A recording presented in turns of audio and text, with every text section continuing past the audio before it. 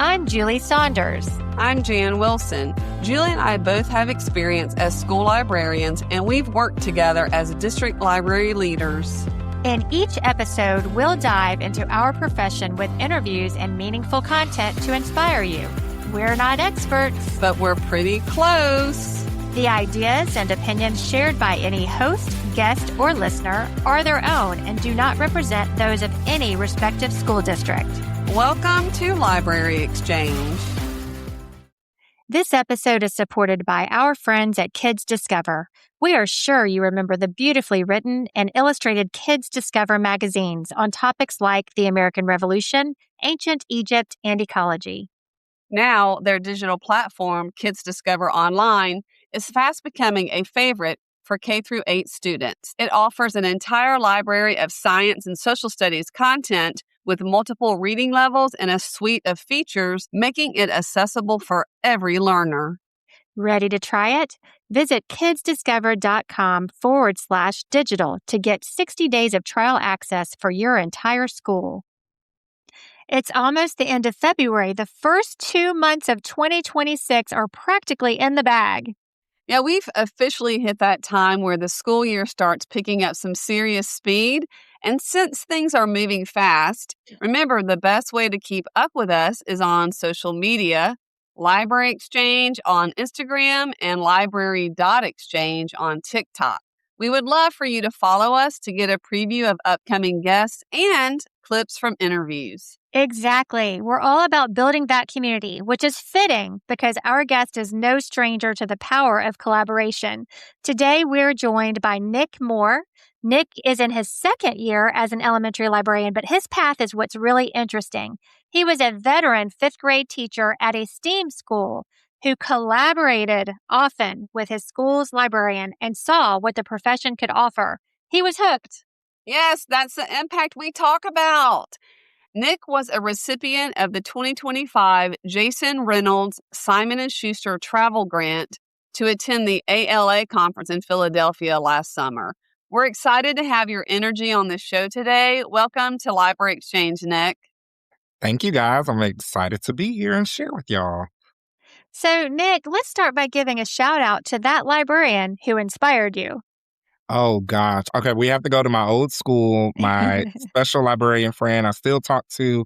I still text and ask questions and bother, and I feel like she might ask more questions than me, but Julie Pizzola is so amazing because she literally showed me what a school librarian could be. I honestly just thought in a building, there were teachers, the principals, the custodian. That's it. I did not know what a school librarian was. I mean, they were there in elementary school, but she just was there. That was it. Like, so seeing Julie do all the great things and give us resources and, hey, I'll do this with you. Oh, you want me to take over? I can do this, or just collaborate on a lesson. She was honestly amazing. So Thank you, Julie.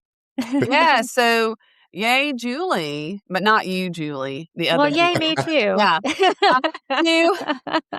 So, Nick, to set the stage for our listeners, can you tell us about your school, the enrollment, number of staff, and the community that you serve? Yeah, of course. We have over 800 students at my school. We have over 60 staff members. We're K-5. We have units, our autism integrated unit. We have our core classroom for, children who might need some help with behaviors and such. And then we have our special needs pre-K. So we're a really big school. That's kind of what I'm used to. And then also we're arts integration school. We're the first school in our county to get that. That leads me to my first question. What does it mean to be an arts integration school? So being arts integrated, it simply means that we integrate the arts into the lessons that we teach. So people automatically think, oh, you're just coloring, painting, drawing. No. That happens. However, we also bring in dance, we bring in theater, we bring in music, we bring in, drama, multimedia, digital media. Like, we bring in all aspects of the arts into the lessons because it helps the students learn. It gets them up. It gets them being creative. It gets them to try to learn in a different way instead of, okay, we're going to stand at the board, we're going to write, we're going to teach, the end. And I love that all of our teachers and specialists, and myself included, we get to be involved in that.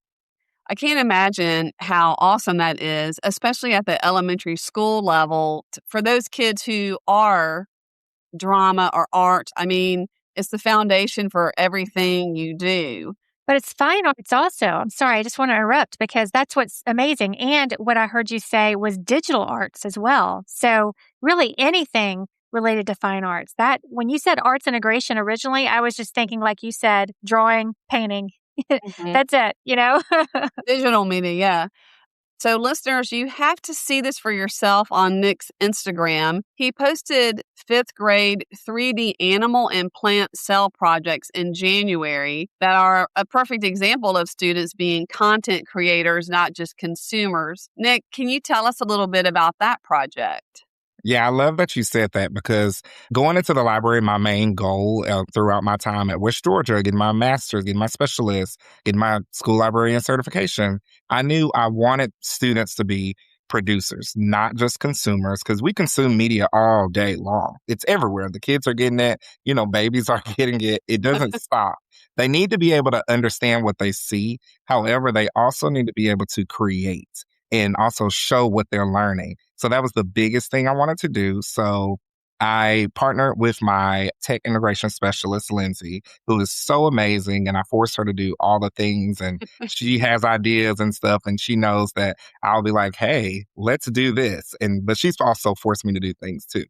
We just thought we need to support some of the classes and give them something that they can use for their arts integration projects and also kind of help the teachers out because that's our role. We want to support the teachers. We decided to do sales, but I know the normal thing is let's build a 2D sale. Let's get crazy, let's get crafty, let's get the glue, let's get the foam ball. But we said, okay, let's take it a step further and let's use Tinkercad. In Tinkercad, you can build 3D models and it's just a really fun time for them to kind of explore and get hands on. Because if you don't let them get hands on at the beginning, they're going to do it throughout the lesson. And at the end, you're going to be like, okay, what happened? So it's a fun way for them to kind of explore, build, and they were able to make animal cells, plant cells. And we also talked about bringing in CLA concepts. We focus on metaphors. And they were looking at a video from Toy Story because who doesn't love Toy Story? And they compare each of the organelles for the standard, like the nucleus, the cytoplasm, cell wall, and such. They compared those to a toy in Toy Story in Andy's room. So that was pretty fun. And we had to make sure they knew what metaphors were and share and talk about it. And we even included the teachers and we're like, what's your favorite metaphor? And so they would give us something and we kind of add to our bank of metaphors. Can you give me an example of how you tie that into Toy Story? Because I saw that it was about Andy's room. Can you give me an example to help an old brain? So let's focus on the nucleus in the cell, right? We know the nucleus is the brain of the cell. It tells everybody what to do. So the kids had to look at a scene from Toy Story. We played a clip and they saw how the toys interacted, what they said, what they did. And of course, we know Woody is like the nucleus of the cell. However, students were coming up with other things. They were like, hey, I feel like this toy might be the cell. I think they were bringing up the piggy bank because he's pretty bossy. As long as you explain your thinking, you can't be right or wrong. So Right. they did a wonderful job of doing that and bringing up other stuff. And we did all the fifth grade classes. So everybody had different concepts that they brought up. And to hear what another class did, it was just so cool to kind of have that peer-to-peer collaboration as well Mhm. during that. Yeah, and to be able to defend their choice. Love it. Love it. I love how you had them explain their thinking and hitting on those critical thinking skills. But wow, how great that you brought in engineering concepts with the 3D modeling Yeah. and the Tinkercad, along with the metaphors with language arts. That's really incredible. Yeah. We're waiting on our tech teacher. We're going to see which one is the best and 3D print it. So we're excited. That's gonna be something to see what they do. Where did they get some of this when they were looking for their information? I know that you had Toy Story as the foundation for comparing the characters, but did you use any databases with this particular project? The first database is, of course, the teacher, because they teach the lesson. That's where that collaboration came in. But they also have the opportunity to go into our digital library and work with, oh, let me go into PebbleGo and see what's there and pull information and make sure I know what's going on. Oh, Britannica, that's a good one that we use. We love Galileo as well. So they kind of have their freedom of their choice, but we always talk about which database is probably going to be better for what you have to do. Great. That's good to hear. And now a word from our sponsors. Librarians. Imagine a complete learning ecosystem where digital discovery meets the power of print. Introducing the PebbleGo suite. With PebbleGo for K through 2, PebbleGo Next for grades 3 through 5 plus, and Capstone's trusted print books and ebooks, students don't just look things up, they fall in love with learning. Their engaging articles spark questions, build background knowledge, and support early literacy. Their books and ebooks take kids deeper with rich, topic-based reading. And the best part? It's all standards aligned, built for ELA, science, and social studies, and available in English and Spanish, giving districts real instructional impact across every classroom. Where curiosity starts and learning grows, PebbleGo. So, you also have your students engaged in a body biographies project. How about walking us through the students' experience from beginning to end? So, in the body biography, essentially, the first thing you have to do is you have to trace the body. That's the kid's favorite part. Laying on the floor on butcher paper and somebody tracing them. As an adult, we did this with our Kakam library group, and it was very uncomfortable, but you laugh, you have fun, Aw. but you're like, oh, that's what I look like. But the kids love that part. They get to trace themselves, and you kind of get to go about it a different way. So this time we're going to work with first and third graders. Mhm. So you'll see the difference in the bodies, but you kind of get to go and look at, okay, we knew the first grade, we didn't want to make it too complex. So we're focusing on the head, the heart, the feet, the background, the hands. So you look at, okay, with the head, what do they focus on? What do they think about? You know, that's where your brain is. So what's your character thinking about? And then the heart, what do they love or who do they love most? Hands, what do they help towards? Because we know Mm. helping hands. And then their feet, what do they stand on? In the background, you kind of make it simple. What is going around them? Mm. That's kind of what that body biography is set up as. In third grade, we're going to take it a step further and bring in the spine, what holds them together. So that's what the body biographies look like, and they get to draw it out. You can do it on the computer. We're going to do it physically because it'll be more fun, and we want to kind of do some, that multimedia, have different levels to it. So that'll be our process when we do it. So they work in groups, right? And then they trace someone's body on the paper, and then they're researching about this individual. So this could be anytime you do a biography in any subject area. Yeah, definitely, of course. I've done it with novel studies. We focus on the main character, Oh, other characters in the book. We've done it with Hispanic Heritage Month, with Black History Month. And what's nice about this one is, once again, my tech integration specialist, who I throw into everything, she's bringing in the VR. So the kids are going to see Rosa Parks on the bus and what that looked wow. like. And first of all, what a bus looks like, because they know the school buses, but in my area, we're in the suburbs. We don't have public transportation. It's going to be a little different to see, like, this is what a city bus looks like. And they'll actually be able to sit on the bus. So that's going to be very exciting for them. Wow, that is so They're going to focus on Rosa Parks. We are going to allow them to bring in other characters throughout Black history that have made, big changes, because they might have something that we didn't think Mhm. about. And then you could share that. That's wonderful. But they're essentially going to go through our databases. We'll go to PebbleGo. We'll go to Britannica. That'll be a big introduction for our first graders to go beyond Brain Pop. PebbleGo. Mhm. So that'll be really nice for them to kind of see, okay, how can I find this in Britannica? Because it's such a nice, clean, easy way to view it. And then third grade, they'll focus more in Britannica, Gale, and context. And then we'll kind of extend it and show them a little bit of Galileo. great. So, Nick, you clearly put in the work to make reading part of the DNA at your school. Do y'all see how I made a reference to the earlier cell project there? Mhm. Anyway, how do you create a culture of reading and bring in business partners to help at your school? Oh gosh, I love this question. I love our reading culture. I love reading. I've always been a reader. I've always gone to the public library. I remember as a kid, I would have multiple books, and my parents would be like, "Are you sure you just don't want one?" I'm like, "No, I'm going to read them all." And I would read them all.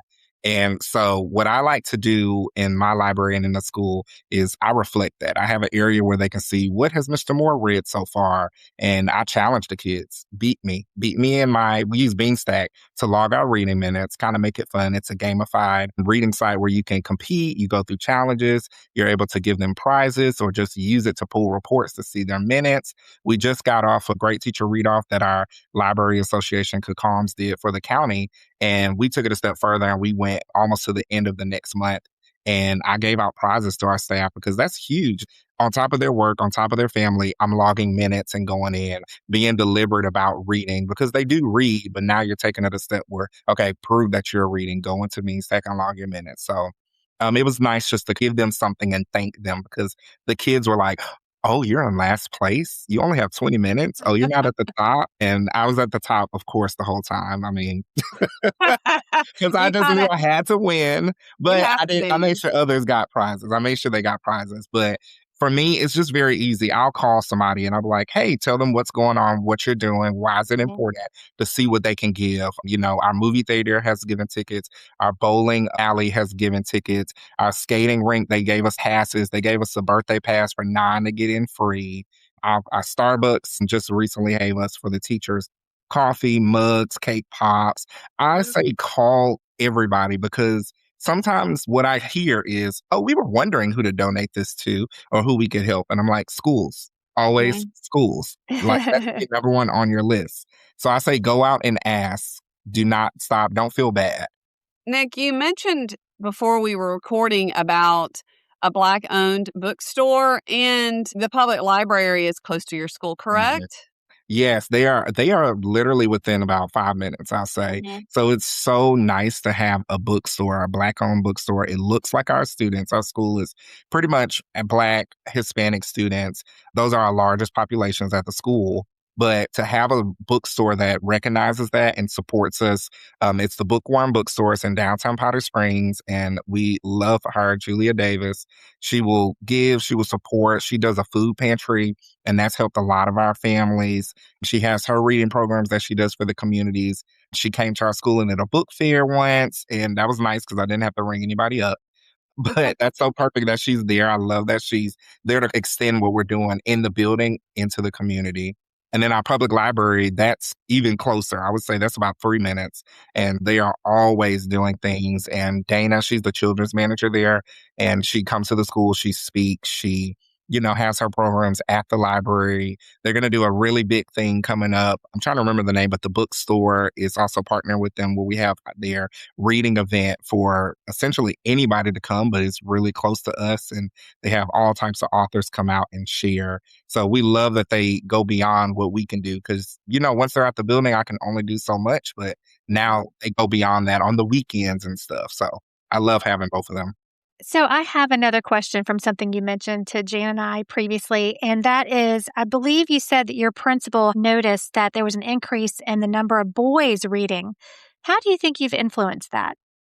It's being educators, we don't brag on ourselves. We don't, we just don't do that. And we sometimes don't notice all the good things that we've done. And I'm still that way. So to hear from them last year, they were just like, hey, like we've noticed boys having books in the cafeteria. And it's not just our boys, but, we see that boys, they are not reading, especially past elementary as much. And Mhm. especially our students of color. So to hear that and to see that they want to come in the library, they're always like, are you doing open library lunch today? We want to come in. And sometimes I can't, but I'm like, they just make me want to do it so Oh, bad, especially our fifth graders. They come and they love reading. And I love that for them because once they leave me, I'm hoping that they take a piece of, let me always know that the library is there for us. that's That's what I'm amazing. always hoping they take away.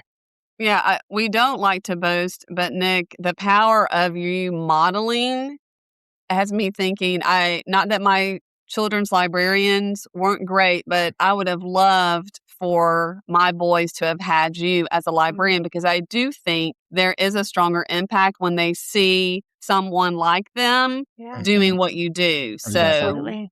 take that Wow. compliment from your principal. Yes, absolutely. You deserve it. So, as we wrap up, remind everyone how they can follow you. So you can find me on Instagram and Twitter at Learn Teach More. So I'm very excited about that name. That was like 5 years, 6 years ago or so. But you can follow me on there. You can message. You can look at all the pictures. I try to share everything that we do. They know at my school, if I have a camera, I'm taking it for a reason.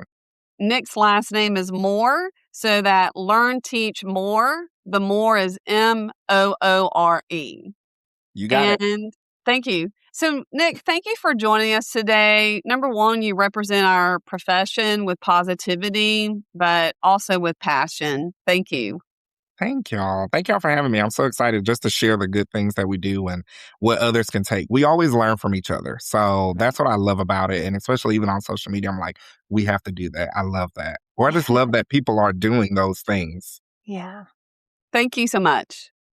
We've exchanged ideas. It's time for our recap. And Julie, before we get far into the recap, I want to talk about something that I now call the Nick Moore effect after interviewing him. Oh, I want to hear. So, we heard how his principal saw an increase in the number of boys reading, especially in the cafeteria. The students are also begging him for open library lunches. And I just thought for these students, having Mr. Moore as their librarian provides a mirror because he's made reading, research, and creating visible to students, especially the boys. And Yes. he just isn't telling them to read or to be curious or to be creative. He's showing them. He sure is. That's Mhm. amazing.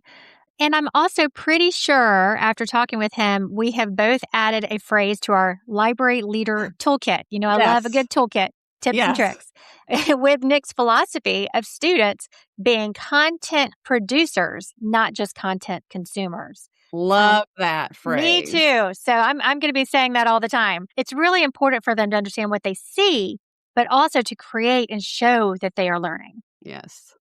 I really also like how Nick emphasizes the thinking process.